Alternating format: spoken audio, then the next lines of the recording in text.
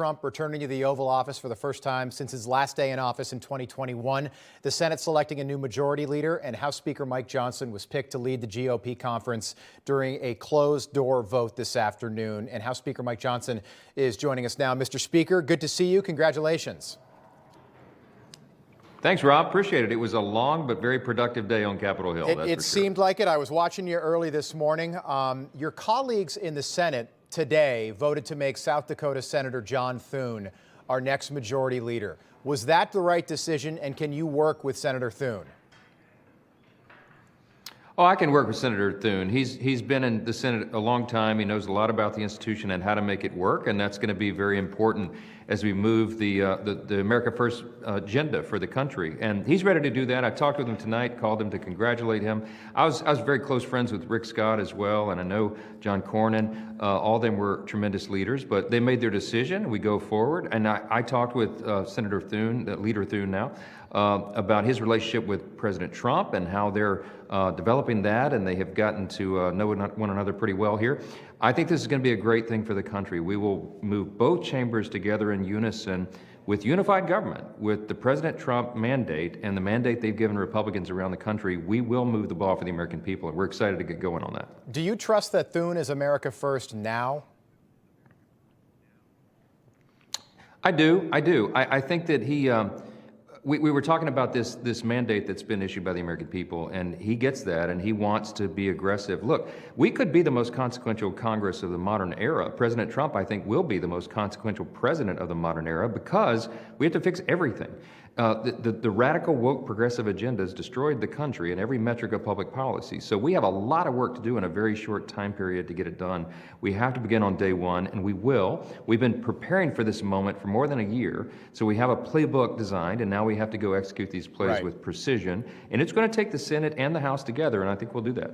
There are reports, Mr. Speaker, that Matt Gaetz, who was just nominated to be our next Attorney General, that he is considering resigning from Congress in order for there to be a special election, I suppose, in his district down there in Florida. Would that happen before Inauguration Day? Is that the hope?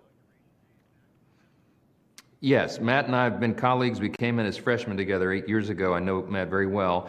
We talked about this tonight. He actually did issue a letter, and this is public now. I guess maybe I'm breaking it on the show here, but he has resigned effective immediately. And as we discussed, he did that so that we could fill that seat. Under Florida state law, where he comes from, Governor DeSantis can call a special election immediately. It can be done within an 8-week time span under state law, and we could have that seat filled by January 3rd when the new Congress begins. So I think he did a big favor to the institution by doing that, and he'll work on his confirmation now.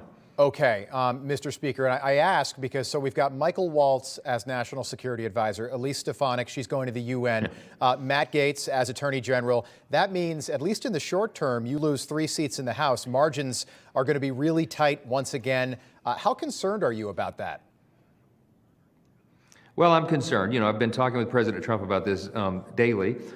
He knows the margin is tight as well. And I said, Mr. President, I know we have an embarrassment of riches here. We have lots of talent in the Republican conference, but enough. You think you hit your quota now. You need to leave the rest of them here so we can get the job done and deliver on this agenda. So he gets that. We've kind of laughed about it. We're going to stagger these appointments, and we'll get the seats filled. Each of those 3 come from a reliable, safe, red Republican district, so we shouldn't have any trouble getting another MAGA adherent here to fill those seats. But it'll be tight margins for a little while, but we'll get it done. I worked with a 1-seat margin in the last Congress, but now it's different because we have all the levers of power on our side, and we're going to have a better time with that. That's good to hear, Mr. Speaker. Given what happened last Tuesday and this incredible mandate, the American people making it clear where they are right now, I'm wondering if you will continue to appear on networks like CNN, MSNBC, particularly CBS, who edited your answers when they posted them online. Why continue to go on networks like that? Well, I tell you what, I made a commitment that I do think it's important for our voices to go everywhere. President Trump demonstrated that on the campaign trail. He went to places he wasn't expected. He did a rally in the Bronx. He went to Madison Square Garden. He did events in California.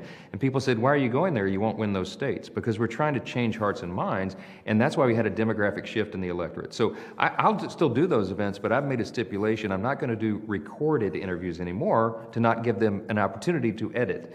I'll go live with them and I'll contend with anybody on the air, but I'm not going to let them play games with that. So we got to draw some lines, but we do need our voices to be heard. Yeah. Yeah, I agree with that. And I think your voices were heard. Independent media, I think, played a big role in what happened last Tuesday. The only reason I ask is I see the same 3 or 4 Democratic members of Congress on both Fox and Newsmax and really nobody else. Why do you think that is? Because every Sunday, reliably, I will see you on one of the Sunday shows, and I will see J.D. Vance, but I never see the opposition here or in places like Fox. Well, I think they're afraid of a fair debate. I mean, some of our colleagues on the Democrat side quite literally cannot defend their policies. They're so crazy. We, on the other hand, have truth on our side. So I'll go into any venue and debate it with anybody, any liberal journalist, because I'm very confident in our arguments and the facts. And that's the difference between our side and theirs. We have something to argue, and they don't. That's their problem. You now have a unified government, Mr. Speaker. You've never had that before, certainly as Speaker. What kind of roadblocks are you expecting in the early going, and how fast do you want to go with this new Trump administration? Well, it's pedal to the metal. And I mean, we have to begin on day one, and we have a very aggressive agenda that we need to put forward because, again, we've got to fix everything. So we'll begin with the border. We will secure the border on day one. President Trump will issue an executive order. We'll come behind with legislation, and we will turn to the economy. We're going to bring down the cost of living. We're going to bring about a pro-growth economy again, like we did in the first Trump administration, turned American energy dominance back on, and restore our stature on the world stage. That's a very dangerous situation that we've gotten ourselves in because of Biden and Harris and their weakness on the world stage. We have to reverse all those policies. We have so much to do, and we have all this designed and ready to go on day one. And so we're preparing the members right now to be very active, and we can't waste a moment. We got to deliver to the American people. I'm excited about the opportunity that's been presented to us, and we've got to deliver on that. All right, Mr. Speaker, great to have you on this evening. Thanks so much for being with us. We appreciate it. House Speaker Mike Johnson, thank you. Thanks, Ron.